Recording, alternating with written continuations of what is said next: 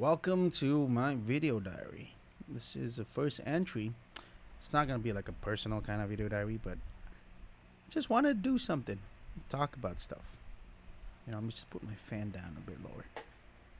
You know, I, I have all these ideas and stuff in my head that I don't usually vocalize, and I think that's a bad thing to do because if you're not even talking to yourself and you're not talking to other people, who are you talking to? So I'm just like to do this kind of stuff and maybe make sense of stuff. You know, be retrospective and whatever it is that you think or have thoughts about. And my immediate thought, I'm just gonna go straight into it, is the Odyssey because I watched it Friday midnight.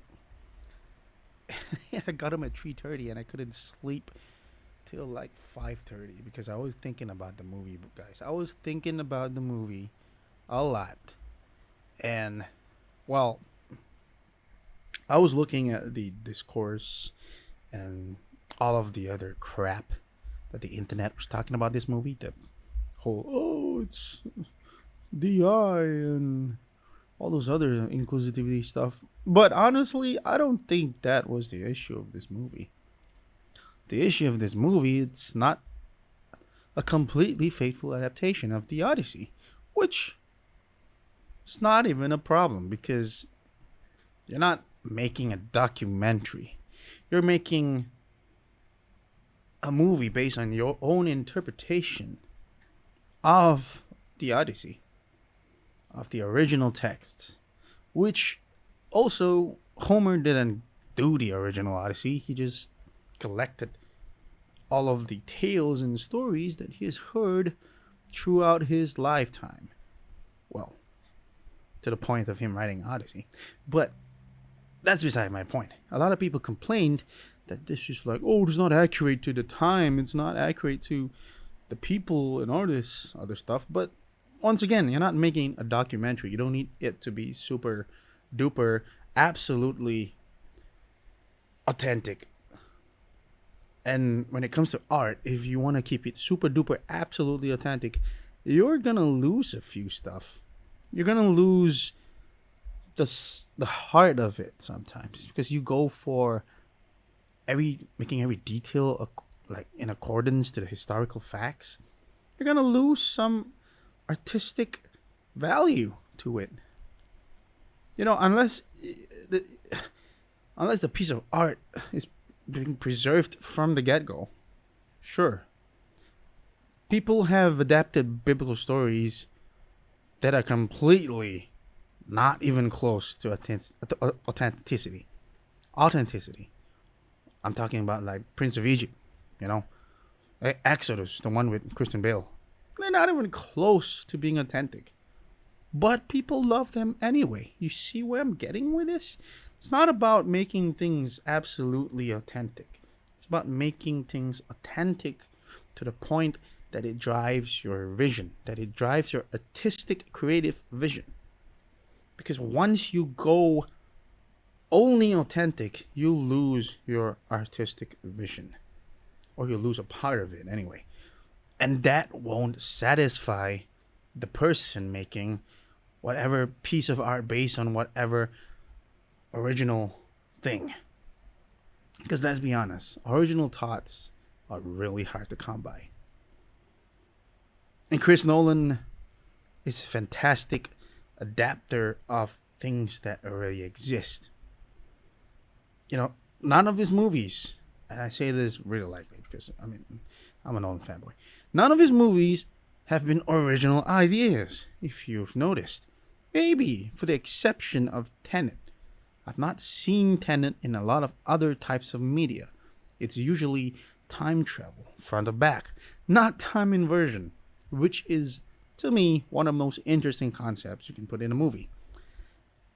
Now, that said, it is really underrated and in my opinion, too heavily criticized. I know a lot of people wanted to love that movie, and they probably did, some people, but a lot of people did not like that movie. they thought it was Christopher Nolan's weakest movie in his discograph. I'm like, filmograph. Sorry, I'm like, it's not really the weakest. It's not the greatest either. But in my opinion, there is no such thing as a weak Christopher Nolan movie. Only a misunderstood Christopher Nolan movie, because he doesn't make that many movies. To me, he is. Sorry. To me, he is the greatest filmmaker of our current time. Had to clear my throat to say that, but let me say that again. To me, he is the greatest filmmaker of our time. Personally. And second best for me is Denis Villeneuve. For obvious reasons. And when I say of our time, I'm not putting Steven Spielberg in this list. I'm not putting Ridley Scott in this list. I'm not putting James Cameron in this list, even though they're still active. But they were the greatest of their time. Steven Spielberg, that is. But all I'm saying is this movie was too heavily criticized. The Odyssey, I'm talking about the Odyssey. This movie was too heavily criticized before it even came out, before people even went to see it. And for me, that is a problem, because how do you judge something based on the things that you heard from someone else? How do you form an opinion based on something that someone else said? That's wrong. How you form an opinion is you take that thing that you want to have an opinion on and you scrutinize it, you watch it, you read it, you look at it, you analyze it, you look at it at every angle, and then make your own conclusions. But the problem here is people look at the trailer and the immediate conclusion is like, oh, Elliot Page is playing sorry, I can't even say it because I'm so infuriated by it. Elliot Page is playing Achilles. He's not. He's playing someone completely different to Achilles. And Achilles doesn't even appear in the Odyssey. So why would he even be in it? I don't know. That's beside the problem. The problem is society likes to get that one little, that's a problem. Latch on to it and make it so much more than it originally was. That's one aspect of the internet I do not like. But in general, internet is chill.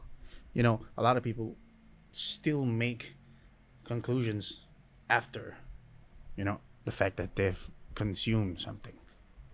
Like, you can't eat a Snickers bar and then, not enjoy it or enjoy it. You can only enjoy it or not enjoy it if you eat that Snickers bar. So that's basically what I'm saying. Other thoughts is that I got a new haircut last week. And yeah, I went to church on Saturday. My church is on Saturdays evening, 4 p.m. Generations Church, Cheetah Mall. See you there. But all I'm saying is I got a haircut and people seem to really like it. I've never gotten compliments on haircuts like this before. Most one or two people, but this is like everyone that I was looking at. They're like, oh, you cut your hair. It's super nice. Looks good on you. I know when someone is just being nice, and this wasn't it. Felt like people genuinely liked my haircut. And I like it personally, but I was like really indifferent to it because I had a really long haircut. I had about shoulder length haircut. I was indifferent to it. I just liked how it made me feel. This one too. I like how it makes me feel. So my sides are super short and it's cool. So yeah, as far as compliments go, I really enjoy it. So yeah. That's pretty much my weekend. Odyssey and haircut compliments. Oh my cat over there. I didn't do anything on Sunday, which is today. It's 10:20 p.m. right now as I'm talking. I didn't do anything. I just sat in. I watched Immortals. Oh my god. That movie is freaking crazy. Let me just quickly search up who made this movie. Tasem Singh. Oh, that's right. It's freaking awesome. I was expecting to be like, there's another Greek mythology adaptation. It's like the Greek. It's like the mythol. I don't know how to say this. I mean, the reviews aren't great, but I don't care about reviews. I care about how the movie makes me feel. And this movie, oh my god, this movie is super duper cool. And Henry Cavill's in it. And I'm pretty sure this is the movie that made Zack Snyder go, "Oh, I freaking love that guy. He should be my Superman." So I'm just reading the Wikipedia. But Henry Cavill is really inspired here. It's great. Mickey Rourke was the villain in this movie. Oh, wow. Bro, convincing villain. Convincing. That said, oh, Wikipedia is dark mode. That said, this movie obviously wasn't perfect, but you know what? It did really well. It did action scenes really well. You can obviously see the inspiration from 300, and I just think they took it up a notch from 300. Like, they took it up a notch. The gods fight in such a way that you just go, "Yep, they are definitely gods." The humans fight pretty damn good too. Like the stunts, fair play. The stunts, fantastic. Yeah, I really enjoyed that movie as I was watching it. I mean, I had to quench the thirst of Greek mythology hunger from watching the Odyssey, and that did pretty well to quench some thirst. But that's pretty much my weekend. The week before, not much, just some work stuff that I'm still really infuriated by, but there's not much I can do about that. You know, you do your job and you hope your clients do their job. And if they don't, what else can you do? I'm still learning to process those kind of stuff. And yeah, I mean, work is work, life is life. A lot of people say you have a balance. I'm like, it's it's shrouded. The balance is shrouded. You don't really see a clear cut 50-50 balance. Doesn't work that way. Yeah. It's been 30 minutes and I don't know what else I'm going to talk about, but yeah. I'm going to leave with this short little saying or advice. I don't know what it is, but you know, it's so important to find an outlet, whether it's creative or physical or mental. I'm guilty of not having a good physical outlet because I'm not in shape. I probably have some disease that I not know yet, which I will find out next week. Going for some checkups.